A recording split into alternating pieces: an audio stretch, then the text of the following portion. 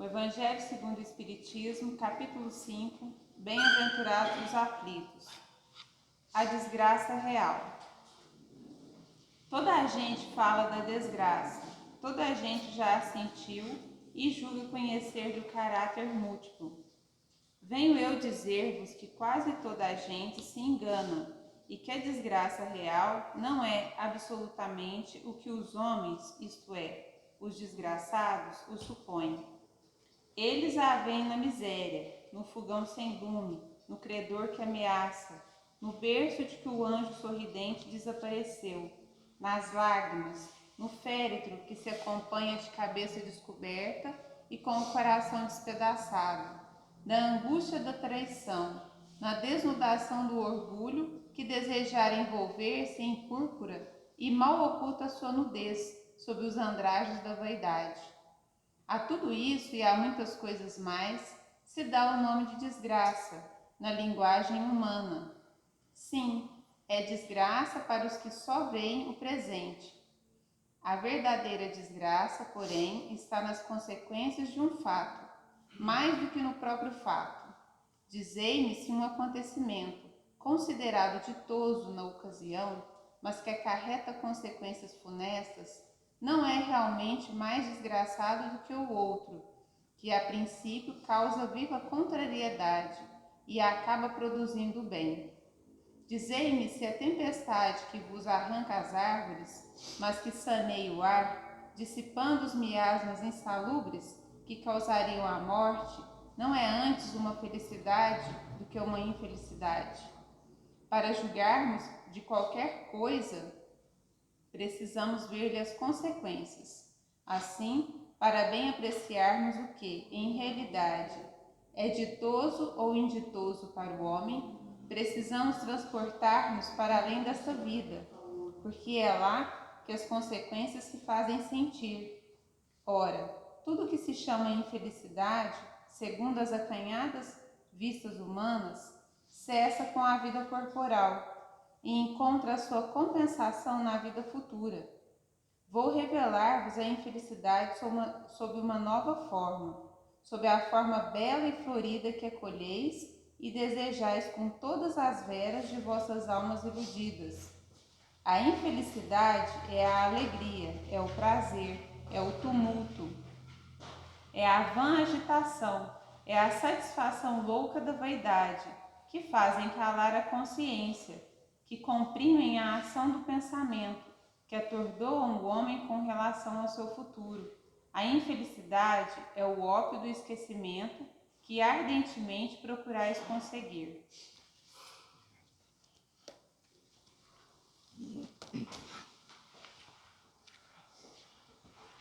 Boa noite a todos. Que Deus e Jesus nos abençoe, nos fortaleça e nos ampare sempre.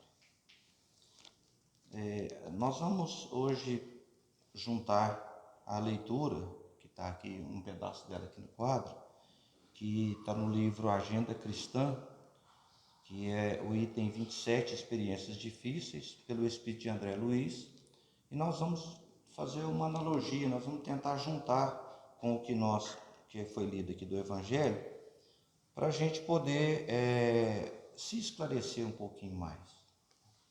Porque eu sempre penso que o maior milagre que pode acontecer na nossa vida não é Deus que vai fazer, não é Jesus que vai fazer, não são os Espíritos que vão fazer na nossa vida.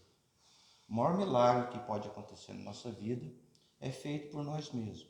A partir do momento em que nós tomamos a decisão de fazermos as nossas mudanças, de fazermos a nossa transformação. Esse é o grande milagre da vida. É a partir do momento em que eu olho, vejo, sinto que algo não está bem na minha vida, detecto o problema, vejo onde eu preciso de mudar e encaro aquilo ali com coragem para transformar e mudar a minha vida. Esse é o grande milagre da vida. Só que ainda, para fazermos essas modificações e essas transformações, nós temos ainda os conhecimentos, a experiência, ainda muito pequena. Então, nós ainda como crianças, não conseguimos ainda, crianças espirituais, nós ainda não conseguimos caminhar ainda com as nossas próprias pernas. É necessário que estejamos agarrados à mão de alguém acima de nós, para poder também nos ajudar nessa condução, nessa transformação nossa. Então, a gente sempre tem, né, aqui no Evangelho, e principalmente em Jesus, e na doutrina espírita, aquilo que nós precisamos, né, onde nós vamos dar as mãos para nós podermos caminhar e fazer as modificações necessárias na nossa vida. E o que é interessante é que o remédio é o mesmo para todos. O remédio é igual para todos, mas o efeito, ele é diferente em cada um de nós. É interessante.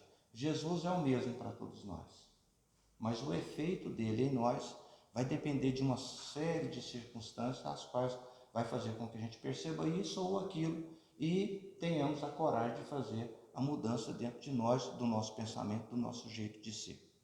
Exemplo, Jesus virou para nós e falou: eu sou o caminho, Jesus falando, eu sou o caminho, a verdade e a vida. Ninguém vai ao Pai senão por mim. Essa frase, se a gente for debruçar sobre ela, a gente, como se diz, a gente vai pensar um monte de coisa, refletir um monte de coisa. Mas uma coisa que eu quero talvez pensar aqui sobre essa frase é o seguinte: tá tudo bem, ninguém vai ao Pai senão por mim. Jesus dizendo para nós que Ele era o caminho, a verdade e a vida, e que ninguém vai ao Pai senão por mim. Nós entendemos até então que nós só vamos chegar ao Pai se nós colocarmos em prática os ensinos do nosso Mestre Jesus na nossa vida. Aí nós vamos chegar a Deus. Tá? Mas como que é chegar a Deus? Nós já sabemos que nós precisamos de amar, não é? Hoje nós sabemos que o nosso maior propósito aqui hoje é nós aprendermos a amar. E nós ainda estamos meio distante disso ainda. Tem algumas coisas que a gente não entende ainda. Ao ponto até mesmo de Kardec perguntar para os espíritos, né, de onde nós viemos. Os espíritos falam assim: não tenho como dizer isso para vocês. Né? Quando foi criado o espírito, eles falam assim: vocês não estão aptos para saber disso ainda. Certas perguntas, os espíritos falam assim: olha, não tem vocabulário para poder falar para vocês. Então, quando Jesus veio trazer para nós aqui essa palavra amor, ele veio trazer para nós ainda uma palavra que ainda, né, de um sentimento que está muito distante de nós ainda. Nós falamos muito que nós amamos uma pessoa, mas dependendo do que aquela pessoa fizer, nós podemos odiar ela no outro dia. E a gente ama. A gente fala que ama. Mas para odiar também não custa nada. Então, que amor que ainda é esse? Aí a gente fica lembrando de Jesus, né? Quando ele foi lá traído por Judas, ele não deixou de amar Judas, né? Por a pior dos momentos da vida dele, ele não deixou de amar Judas. Quando aqueles amigos mais chegados dele o abandonaram, correram, né? Ninguém foi negado. As pessoas crucificaram, colocaram coroa nele. Em momento algum ele odiou alguém, porque Jesus realmente amava. Não é igual o amor que ainda nós temos. Ou seja, ainda somos muito pequenos nesse quesito. Então a gente fica pensando assim: o que é ir a Deus? Como que nós vamos a Deus? É um lugar? Se a gente começa a estudar no comecinho do Livro dos Espíritos lá, aí tem a pergunta: o que é Deus? Aí começa a falar sobre Deus, né? A inteligência suprema, criador de todas as coisas, de tudo que existe, né? O Deus não tem começo e não tem fim. É estranho, né, a gente ficar pensando nele. Como é que eu vou até ele? Ele não tem começo, não tem fim. É eterno. É a mesma coisa, falar assim: nós somos espíritos eternos, né? Nós somos mortais. Eterno só é Deus. Eterno é Deus, né? Nós somos mortais. Então a gente fica pensando: como é que eu vou para Deus? Aí a gente estudando o comecinho do Livro dos Espíritos lá, a gente começa a perceber que existem três coisas só no que nós chamamos de mundo. Só tem três coisas: Deus, o Espírito e a matéria. Não tem mais nada, é só isso que existe. Não tem mais nada. Deus, o Espírito e a matéria.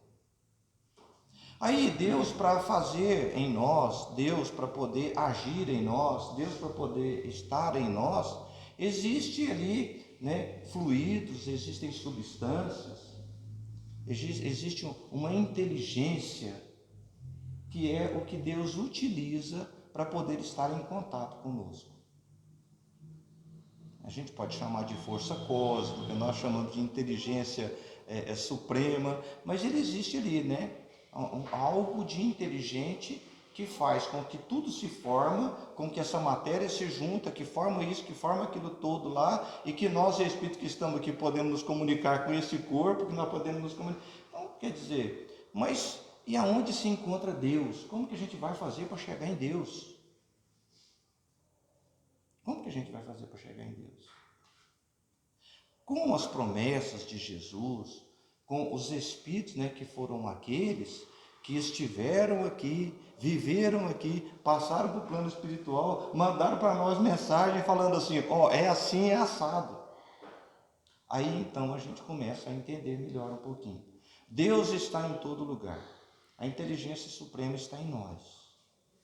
Então, quando Jesus fala para nós, de acordo com aquilo que Jesus ensinou para nós, com aquilo que os Espíritos vêm trazer para nós através do que nós estamos estudando na doutrina espírita, a gente começa a entender então que chegar a Deus é ser feliz.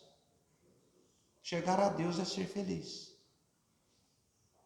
Aí, quando Jesus fala, né, ninguém vai a Deus senão por mim, nós entendemos então que para sermos felizes, nós precisamos aprender as lições de Jesus. É a maneira que nós temos de chegar em Deus. É a maneira de, talvez um dia, né, nós, mais cedo ou mais tarde, nós vamos poder falar como Jesus falava. Eu e o Pai somos um. Porque aquela inteligência suprema já habitava em Jesus, e não só ela habitava em Jesus como habita em qualquer um de nós, mas como Jesus também nas suas atitudes ambientava nesse estado dessa inteligência. Porque não adianta Deus estar em nós, mas nós estamos em Deus. Eu estou em Deus. Nós estamos aqui, nós estamos todos envolvidos pela inteligência suprema, né? Pelo o fluido alimentar de criação de todas as coisas, que é o que Deus utiliza para poder fazer ligação conosco. Nós, né? Matéria e espírito. Nós, espírito, para ligar nessa matéria, nós precisamos de um fluido ali no meio ali para poder dar a conexão, senão não existe essa conexão. Para fazer todas essas coisas, para montar tudo isso aqui, existe aqui a influência, né, da inteligência suprema nessas coisas tudo agindo. Mas agora e nós? Como que é que nós vamos fazer para nós estarmos interligados, né? Nós estarmos ligados a Deus. Aí a gente então começa a entender a necessidade da vinda do nosso Mestre Jesus no nosso meio e ensinar essas coisas. E aí, com isso também, para ensinar e para estar mais próximos de nós, existe também a permissão de Deus e de Jesus também, que vem até nós os Espíritos, trazer para nós ensinamentos de vivência, de experiência, para que nós então aqui, engatinhando nessa coisa chamada vida, nós pudéssemos então começar a entender e olhar para frente, começar a entender, começar a pensar, né, sobre Deus, um pouquinho sobre Deus, sobre o nosso Pai. Aí nós pegamos essa lição aqui, eu poderia ter buscado outra lição aqui, mas eu escolhi essa daqui porque ela é uma lição forte. Essa lição aqui, ela é uma lição que, se a gente não prestar atenção direitinho aqui, só dessa palavra aqui, que ela já aterroriza a gente, né?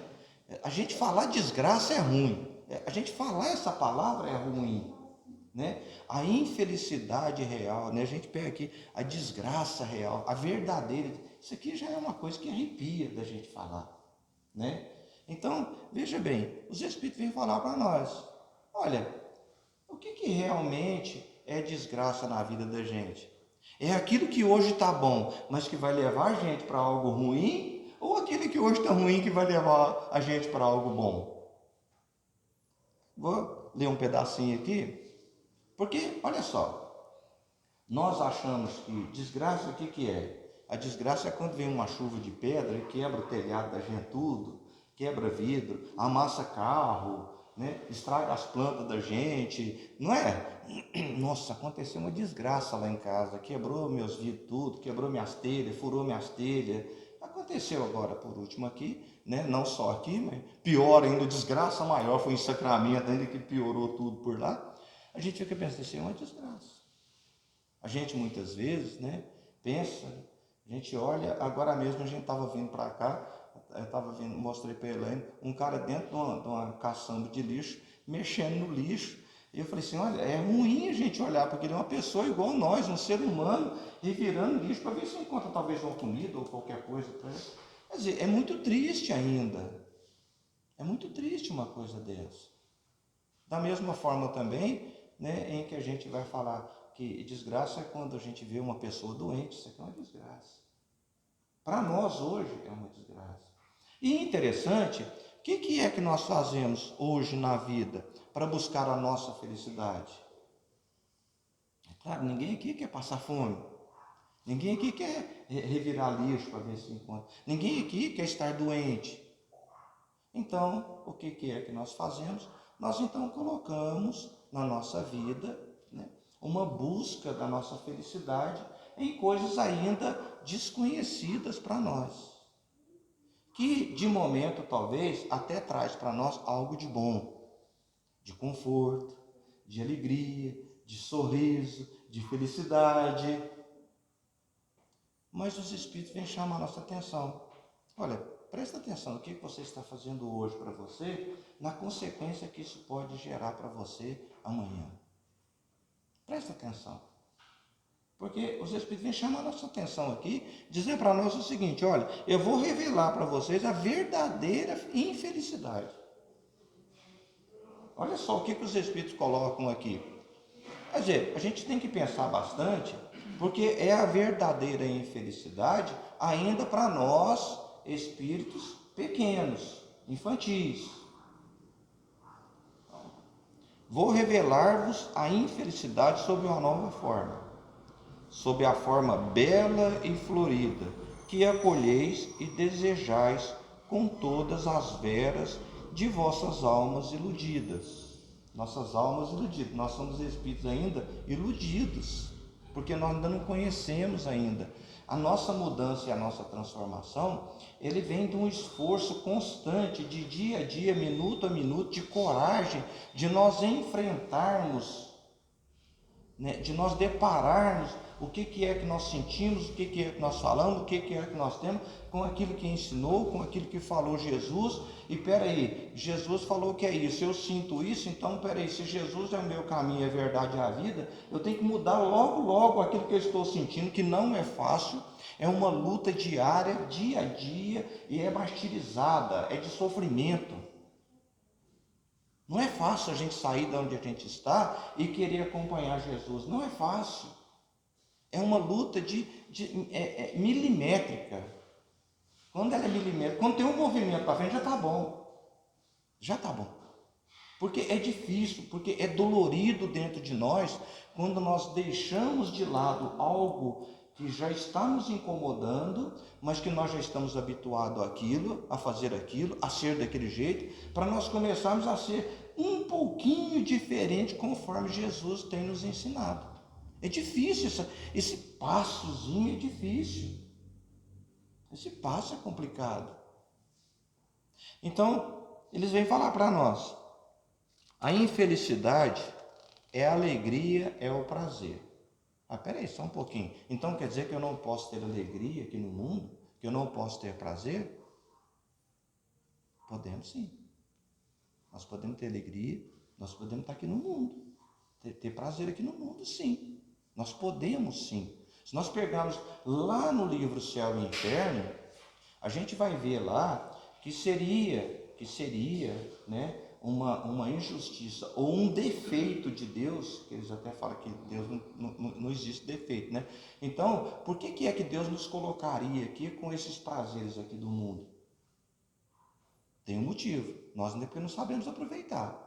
Se nós pegarmos lá no livro, Livro dos Espíritos, onde fala sobre as paixões, lá vai dizer por que é que Deus permite as paixões da nossa vida. Ele fala assim, para nos experimentar, para saber o nosso limite, para saber até onde a gente pode ir, até onde que a gente não vai. Então, quer dizer, tudo tem uma explicação.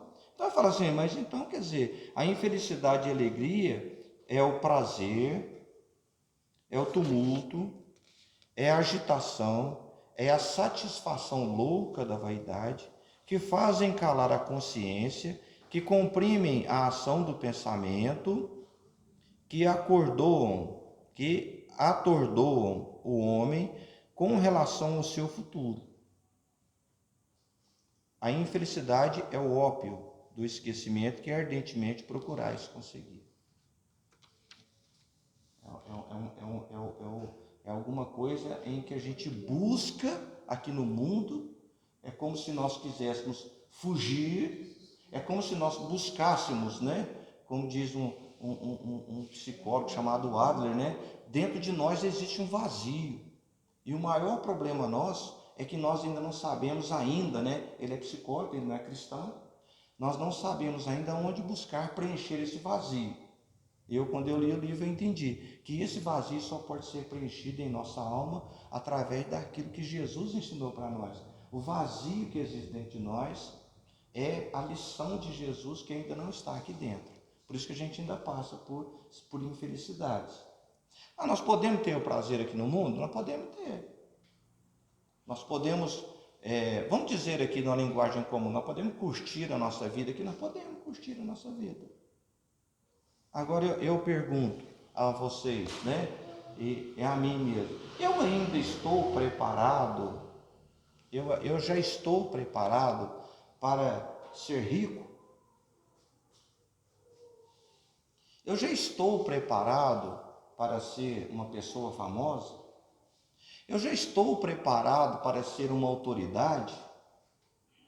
Eu já estou preparado para ter o poder de coordenar milhares de pessoas? Eu já estou preparado para isso? Muitas vezes, né, é comum em nós aqui, né, nós buscarmos fazer de tudo, né? A gente fica lembrando o Chico, né? O Chico falava, Chico, mas você é espírita e você fica usando peruca, né? Isso é vaidade, né? Ele falava, não, isso aqui é caridade. É porque eu sou muito feio, é para eu parecer menos feio para as pessoas. Isso é caridade que eu faço com eles. Eu não posso ficar me apresentando tão feio para eles, né? Olha como que o Chico pensava, né? Agora, quando nós, às vezes, né, cuidamos de nós, né, para nós ficarmos mais bonitos, vestimos uma roupa, fazemos isso, fazemos aquilo outro lá, qual é a nossa intenção? Nós estamos prontos para isso? Para termos aquele corpo belo, perfeito? Nós estamos prontos para isso? Então, veja bem, nós podemos ter tudo isso? Podemos, mas nós já estamos prontos para isso? Eu sempre gosto de usar o exemplo, quando nós temos o nosso filho em casa e o filho pega uma faca, a gente acorda e toma da mão dele, não é? Ele não está pronto para trabalhar com a faca na mão. Não está pronto. Não pode. Não pode. Por quê? Porque a gente sabe que ele não pode. Então, muitas coisas na nossa vida hoje são como facas. Nós ainda não podemos ter na nossa vida, porque nós ainda não damos conta de lidar com aquilo.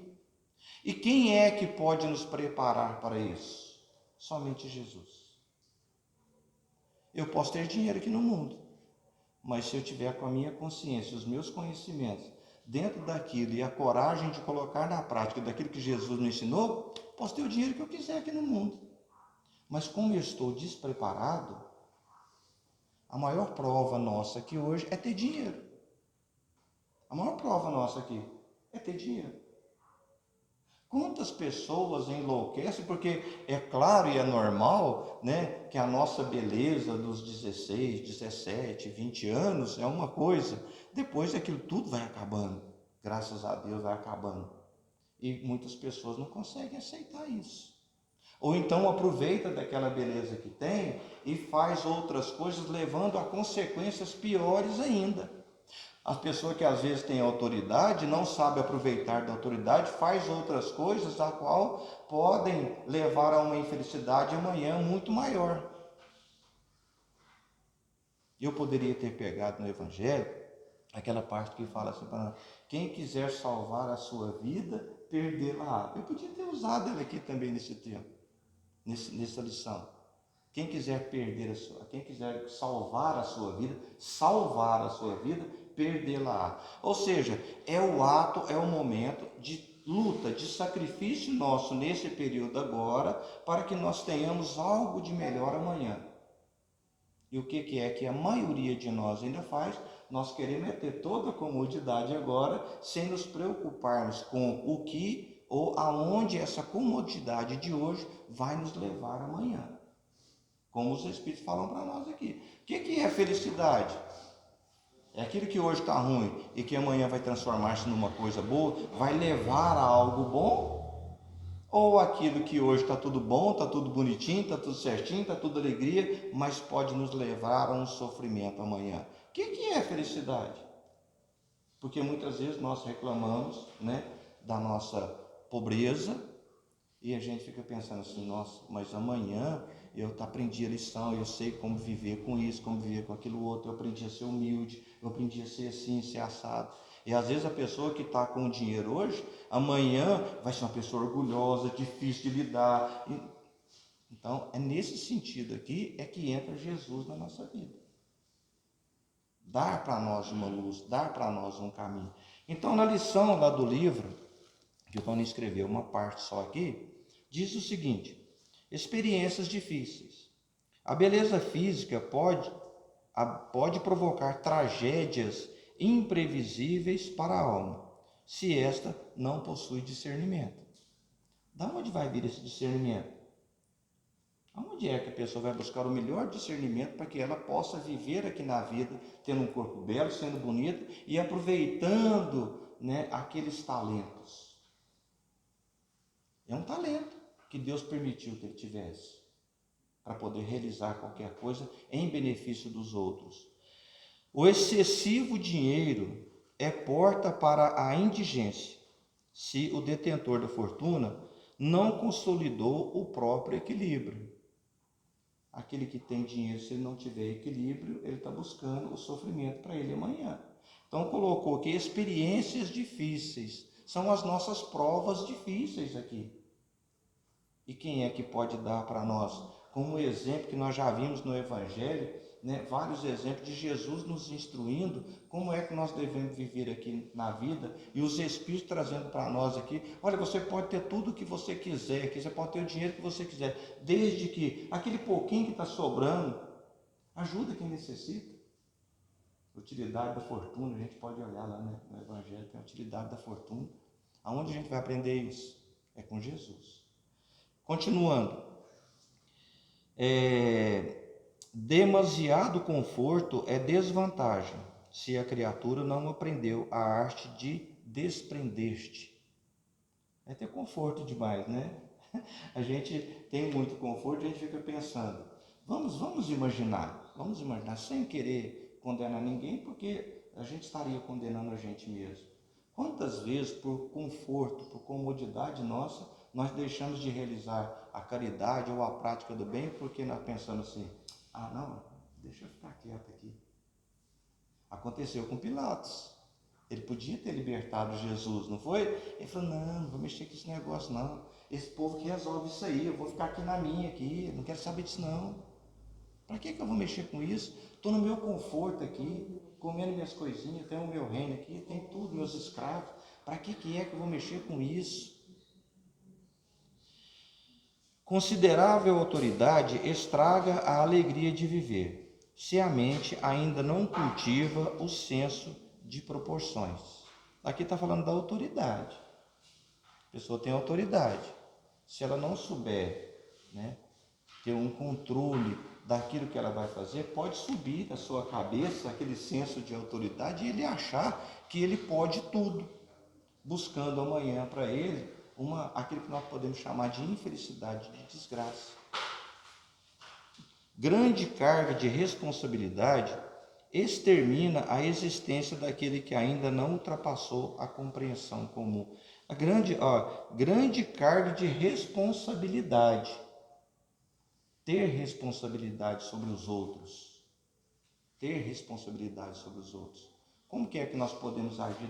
Qual é a melhor maneira que nós podemos agir na nossa vida sobre os outros, senão aquela que foi ensinada por Jesus? Ama o teu próximo como a ti mesmo. Como é que a gente vai ter essa carga sobre o outro se nós não temos Jesus dentro do nosso coração? O que nós podemos estar buscando para nós amanhã? Né? A infelicidade. Enorme cabedal de conhecimento, em meio de inúmeras pessoas ignorantes, vulgares ou insensatas, é fruto venenoso e amargo, se o espírito ainda não se resignou à solidão. Até nesse ponto aqui, a pessoa que tem muito conhecimento, vivendo no meio das pessoas, vamos dizer, comum, ela pode sofrer também se ela não souber lidar com esse conhecimento no meio daquelas pessoas. Vamos imaginar, né, o Chico era uma pessoa, né, é um espírito, mas era uma pessoa que vivia conosco, de um conhecimento fora do comum para nós, né? A perspectiva dele, a vivência dele, o conhecimento espiritual dele era uma coisa fora de base para nós, né? Só lembrando aqui que o Tony, que conta muito para a gente, o Tony que frequenta aqui, ele falava que chegava lá no Chico, todas as vezes chegava e cumprimentava o Chico, falava, eu sou sobrinho do Alexandre. Toda vez ele chegava e falava que era sobrinho do Alexandre. Aí um dia o Chico pegou na mão dele e falou assim, você foi fulano, e falou quem ele tinha sido, as encarnações dele, quase tudo passada. Hoje você é o Tony, mas você já foi fulano, você já fez isso, já fez aquilo outro lá. Ele falou que nunca mais falou pro Chico quem ele era. Ele chegava e falava pro Chico, né? Assim, eu sou o Tony, sobrinho do Alexandre. Porque o Alexandre tinha uma certa moral lá, né? Então ele falava, eu sou sobrinho do Alexandre, né? Aí o Chico falou para ele quem ele era, qual o conhecimento que ele tinha. Eu fico pensando o seguinte, vocês acham que uma pessoa muito inteligente, desse conhecimento, no meio de pessoa comum, ela não é uma pessoa solitária? Não é? Se ela não souber viver com essa solidão, imagina Jesus no meio daquilo tudo ali. É uma pessoa solitária. Por quê? Porque não se envolve, porque não encaixa. Não encaixa. Não é assim? E se ela estiver naquele meio lá, ela pode humilhar as pessoas. Se ela humilhar as pessoas pelo conhecimento que ela tem, o que é que pode acontecer com ela amanhã? Pode voltar a reencarnar sem nenhum conhecimento bloqueado nela, para que ela seja uma pessoa comum também. Vai ser uma desgraça para ela. Vai ser uma dificuldade para ela. Então, levando em consideração o Evangelho, né, essa lição aqui do livro Agenda Cristã, nós precisamos de começar a tomarmos mais consciência um pouquinho do que é Jesus na nossa vida. E do que pode trazer para nós os ensinos que estão aqui, nesses livros. Porque se a nossa mudança, quando eu falei no começo, ela é a nossa transformação, a nossa modificação, a coragem de nos encarar. Porque a gente tem que encarar a gente. A coragem, né? Coragem de mudar. A gente tem que ter coragem para isso, de enfrentarmos a nós mesmos, né? De olhar para nós, de dar a martelada em nós mesmos.